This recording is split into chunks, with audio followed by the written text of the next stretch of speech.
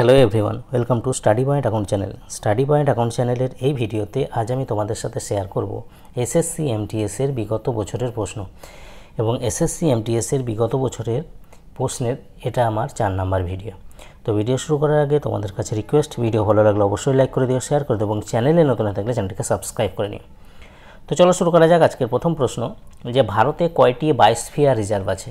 ভারতে কয়টি biosphere reserve আছে? 2/5/2023 প্রশ্ন। এর সঠিক উত্তর হলো যে ভারতে 18টি বায়োস্ফিয়ার রিজার্ভ আছে। তাহলে অপশান বি রাইট অ্যান্সার, 18টি বায়োস্ফিয়ার রিজার্ভ আছে।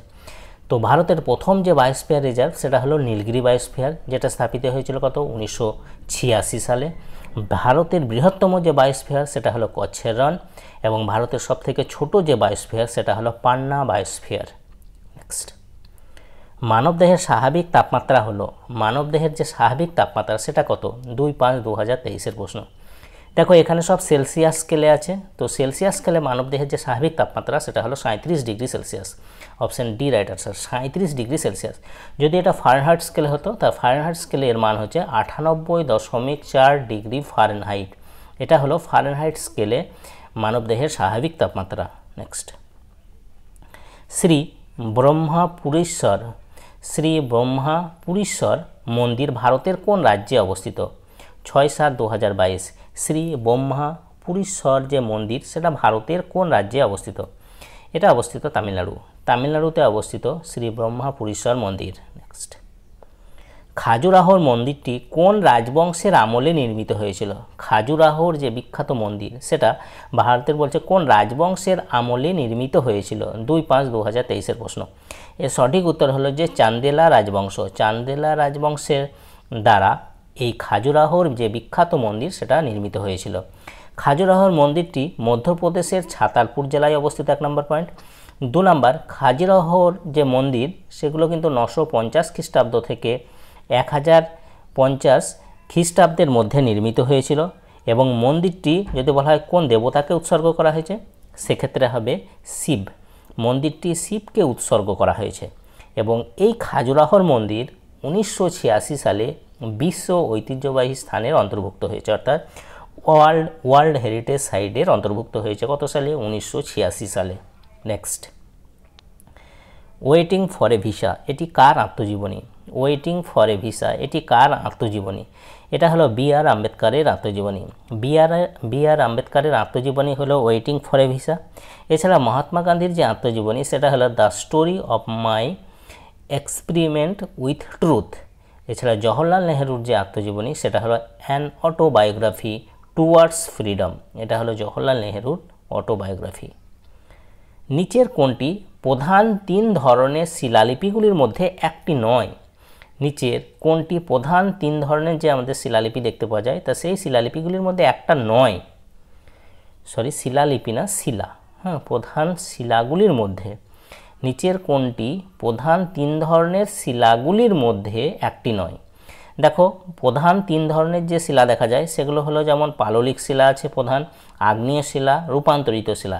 এই 3টি হলো প্রধান শিলা। ওকে, তো যেটা প্রধান নয় সেটা হলো ম্যাগনেটিক শিলা। ম্যাগনেটিক শিলা প্রধান নয়, option A right answer. Next, ভারতীয় সংবিধান অনুসারে ভারতের রাজ্য বিধানসভার মেয়াদ কতদিন? ভারতীয় সংবিধান অনুসারে ভারতের রাজ্য যে বিধানসভা সেই বিধানসভার মেয়াদ কতদিন? বিধানসভার মেয়াদ হলো 5 বছর। লোকসভা, রাজ্যসভা, বিধানসভা এগুলোর মেয়াদ হচ্ছে 5 বছর এবং রাজ্য বিধানসভা সংবিধানের কত নম্বর আর্টিকেলে উল্লেখ আছে? আর্টিকেল 170 নম্বর আর্টিকেলে উল্লেখ আছে। রাজ্য বিধানসভার সদস্য হওয়ার জন্য ন্যূনতম যে বয়স দরকার সেটা কত? সেটা হলো 25 বছর বয়স দরকার রাজ্য বিধানসভার সদস্য হওয়ার জন্য। নেক্সট, কারাগাম লোকনৃত্য ভারতের কোন রাজ্যের সাথে সম্পর্কিত? কারাগাম লোকনৃত্য ভারতের কোন রাজ্যের সঙ্গে সম্পর্কিত? এটা হলো তামিলনাড়ু রাজ্যের সাথে সম্পর্কিত হলো কারাগাম লোকনৃত্য। সিন্ধু সভ্যতার কোন স্থানে বৃহৎ স্নানাগার পাওয়া গেছে? সিন্ধু সভ্যতার কোন স্থানে বৃহৎ স্নানাগার পাওয়া গেছে? এটা পাওয়া গেছে মহেঞ্জোদারোতে পাওয়া গেছে বৃহৎ স্নানাগার। মহেঞ্জোদারো যার অর্থ হলো মৃতের স্তূপ, 1 নম্বর। মহেঞ্জোদারোকে আবিষ্কার করেছিলেন 1922 সালে রাখাল দাস বন্দ্যোপাধ্যায়। রাখাল দাস বন্দ্যোপাধ্যায় মহেঞ্জোদারো আবিষ্কার করেন 1922-এ। এছাড়া মহেঞ্জোদারোতে আর যে সমস্ত জিনিসগুলো পাওয়া গেছে সেটা হলো যেমন বৃহৎ শস্যাগার অর্থাৎ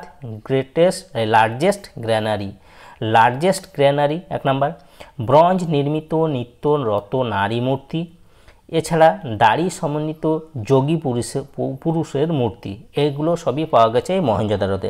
এছাড়া কালীবাগান ভারতের কোন রাজ্যে অবস্থিত? রাজস্থানে। ধোলাভিরা এবং লোথাল কোথায়? গুজরাটে অবস্থিত ধোলাভিরা ও লোথাল। নেক্সট, ভারতীয় সংবিধানের প্রস্তাবনা ড্যাশ ব্যক্তির মর্যাদা নিশ্চিত করে।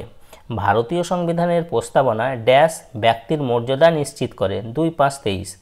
এর সঠিক উত্তর হলো যে ফ্র্যাটার্নিটি অর্থাৎ সৌভ্রাতৃত্ব ব্যক্তির মর্যাদা নিশ্চিত করে। এছাড়া এই যে স্বাধীনতা অর্থাৎ লিবার্টি, ইকুয়ালিটি এবং ন্যায় বিচার, এগুলো কোথা থেকে নেওয়া হয়েছে, এর ধারণা কোথা থেকে নেওয়া হয়েছে, এগুলো জিজ্ঞাসা করা হয়। তো প্রথমত যে ন্যায় বিচার বা জাস্টিস, এর ধারণা নেওয়া হয়েছে রাশিয়া থেকে। এছাড়া স্বাধীনতা অর্থাৎ লিবার্টি, সাম্য অর্থাৎ ইকুয়ালিটি, সৌভ্রাতৃত্ব অর্থাৎ ফ্র্যাটার্নিটি, এই সমস্ত শব্দগুলি যে ধারণা সেগুলো নেওয়া হয়েছে কোথা থেকে? ফরাসি বিপ্লব থেকে। তাহলে স্বাধীনতা, সাম্য ও সৌভ্রাতৃত্বের ধারণা নেওয়া হয়েছে ফরাসি বিপ্লব থেকে। নেক্সট, কোন মৌসুমে খারিফ ফসল হয়? দেখো খারিফ ফসল হয় বর্ষাকালে হয়, কারণ খারিফ ফসল মে জুলাই মাসে বপন করা হয় আর সেপ্টেম্বর অক্টোবর মাসে কাটা হয় খারিফ ফসল। ভারতীয় জাতীয় কংগ্রেসের প্রথম অধিবেশন কোথায় অনুষ্ঠিত হয়? ভারতীয় জাতীয় কংগ্রেসের প্রথম অধিবেশন কোথায় অনুষ্ঠিত হয়? দেখো প্রথম অধিবেশন অনুষ্ঠিত হয়েছিল বোম্বেতে। প্রথম অধিবেশন কত সালে হয়েছিল? 1885 সালে। কোথায় হয়েছিল? বোম্বাইয়ের গোকুল দাস তেজপাল সংস্কৃত কলেজে। কতজন প্রতিনিধি অংশগ্রহণ করেছিল? 72 জন প্রতিনিধি অংশগ্রহণ করেছিল। সভাপতি কে ছিলেন বা প্রেসিডেন্ট ছিলেন? উমেশ চন্দ্র ব্যানার্জি। জাতীয় কংগ্রেসের দ্বিতীয় অধিবেশন হয়েছিল কোথায়? কলকাতাতে। সেখানে সভাপতিত্ব কে করেন? দাদাভাই নওরোজি।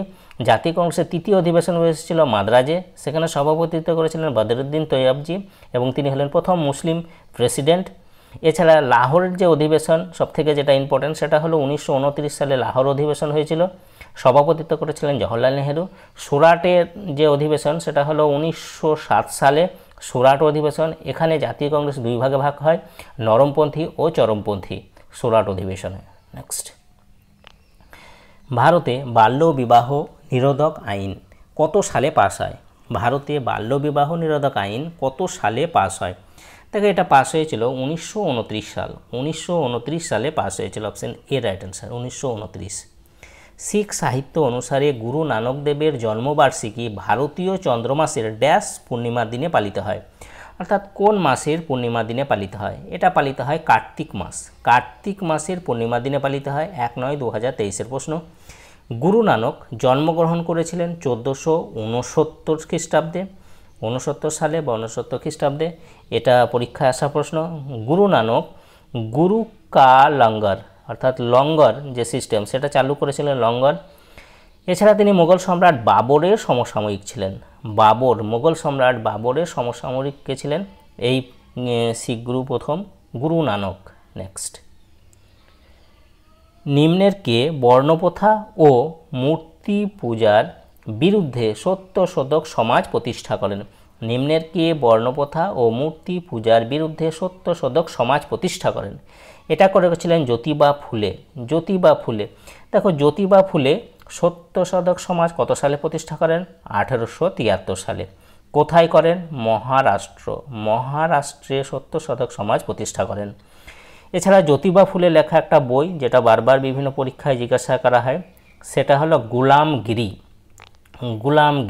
জ্যোতিবা ফুলে লেখা একটা বই। তিনি কোন ভাষায় এটা লিখেছিলেন? এটাও প্রশ্ন এসএসসি সিজিএলের। তিনি গুলামগিরি পুস্তকটি কোন ভাষায় লিখেছেন? সেক্ষেত্রে হবে মারাঠি ভাষায় তিনি তার পুস্তক গুলামগিরি লিখেছেন। কে লিখেছেন? জ্যোতিবা ফুলে। নিচে দেওয়া সঙ্গীতজ্ঞদের কোন গ্রুপটিকে ভারতরত্ন প্রদান করা হয়েছে? নিচে দেওয়া সঙ্গীতজ্ঞদের কোন গ্রুপটিকে ভারতরত্ন পুরস্কার বা ভারতরত্ন অ্যাওয়ার্ড প্রদান করা হয়েছে? এটা করা হয়েছে পণ্ডিত রবিশঙ্কর ও পণ্ডিত ভীমসেন যোশী, পণ্ডিত রবিশঙ্কর ও পণ্ডিত ভীমসেন যোশী এই গ্রুপটাকে। তাহলে অপশন বি রাইট অ্যান্সার। সেখানে পণ্ডিত রবিশঙ্কর কত সালে ভারতরত্ন পান? 1999 সালে। এছাড়া পণ্ডিত ভীমসেন যোশী কত সালে ভারতরত্ন পান?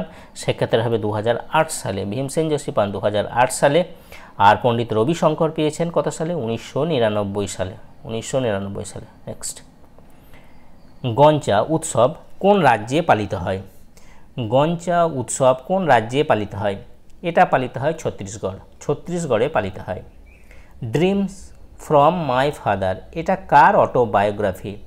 ড্রিমস ফ্রম মাই ফাদার এটা কার অটোবায়োগ্রাফি? 3/5/2023 প্রশ্ন। 3/5/2023। এর সঠিক উত্তর হলো যে বারাক ওবামা। বারাক ওবামার অটোবায়োগ্রাফি হলো ড্রিমস ফ্রম মাই ফাদার। নিম্নের কোনটি 1913 সালে ভারতের বাইরে গঠিত একটি বিপ্লবী সংগঠন? নিম্নের কোনটি 1913 সালে ভারতের বাইরে গঠিত একটি বিপ্লবী সংগঠন? এটা হলো গদর পার্টি। গদর পার্টি 1913 সালে গঠিত হয়েছিল।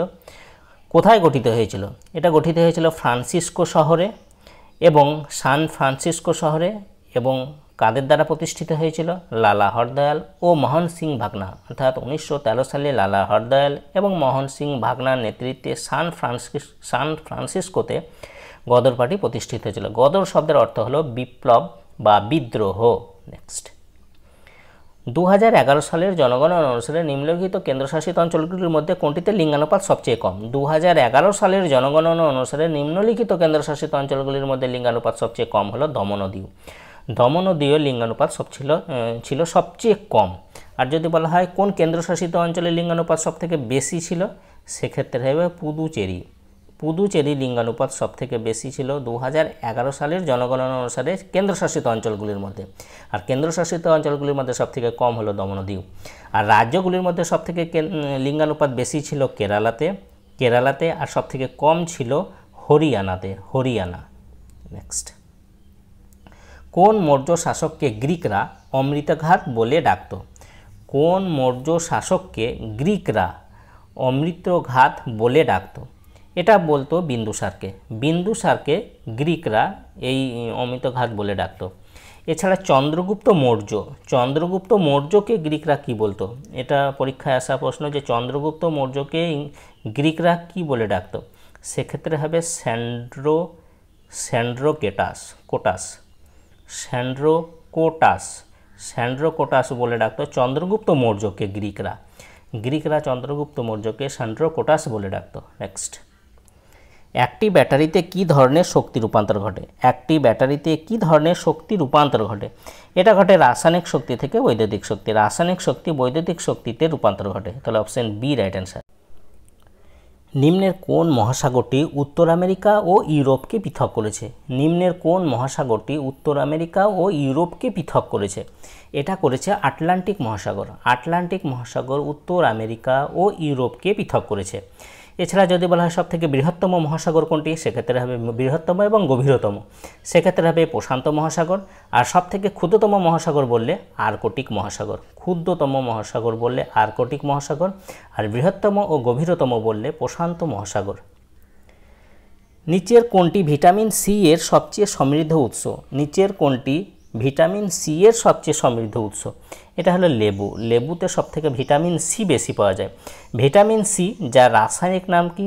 রাসায়নিক নাম হলো অ্যাসকর্বিক অ্যাসিড। অ্যাসকর্বিক অ্যাসিড হলো ভিটামিন সি এর রাসায়নিক নাম। এছাড়া ভিটামিন সি এর অভাবে একটা রোগ যেমন স্কারভি রোগটা বেশি জিজ্ঞাসা করা হয় যে ভিটামিন সি এর অভাবে কোন রোগটি হয়? স্কারভি রোগ হয়। নেক্সট, নিম্নের কোনটি ঔরঙ্গজেবের সময়কালে মুঘল স্থাপত্যের উদাহরণ? নিম্নের কোনটি ঔরঙ্গজেবের আমলে মুঘল স্থাপত্যের উদাহরণ? এটা হলো মতি মসজিদ। দিল্লির মতি মসজিদ ঔরঙ্গজেবের আমলে নির্মিত মুঘল স্থাপত্যের উদাহরণ। নেক্সট, সুগ্গি ভারতের কোন রাজ্যের জনপ্রিয় লোকনৃত্য? সুগ্গি ভারতের কোন রাজ্যের জনপ্রিয় লোকনৃত্য? এটা হলো কর্ণাটক।